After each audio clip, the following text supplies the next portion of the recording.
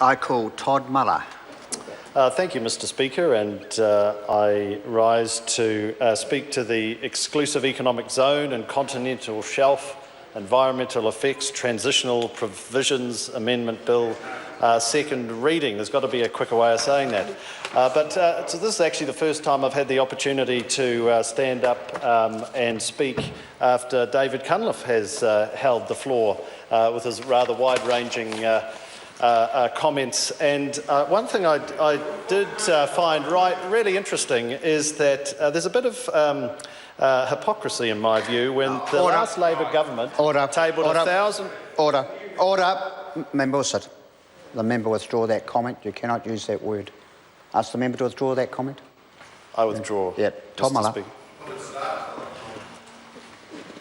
Irony in the irony rather than other things, that the Labor government in their time of office had 1,000 amendments without notice on environmental legislation, and then whilst they were in power did nothing to protect our exclusive economic zone over 9 years. That's right. So to stand up here and have a rather interesting debate around this very, very tight amendment, I found very interesting and ironic, and perhaps just that. Look, Mr Speaker,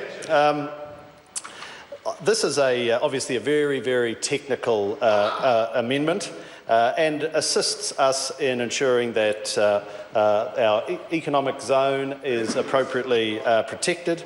And that economic zone, Mr Speaker, is actually quite extraordinary. I mean, it's 21 times the size of our landmass, covering over 500 million hectares in total. And Mr Speaker, that's huge economic potential. You're not the Speaker, sir.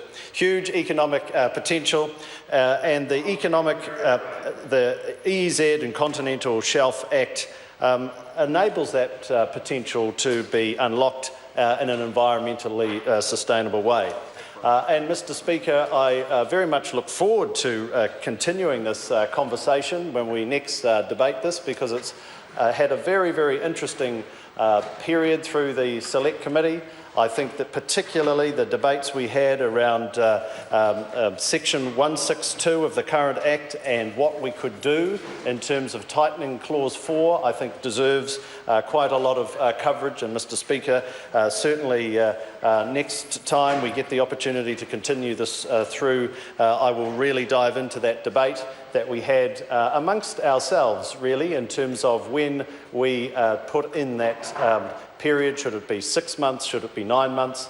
A number of us thought that the current provisions were fine. We had quite a robust debate, Mr Speaker, whether it should be 6 months or 9 months, and I think on balance... I'm sorry to interrupt the honourable member. The time has come for me to leave the chair. Members, this debate is interrupted and set down for resumption next sitting day, and the House stands adjourned until 2 p.m. on Tuesday the 16th of June 2015. Enjoy the adjournment break.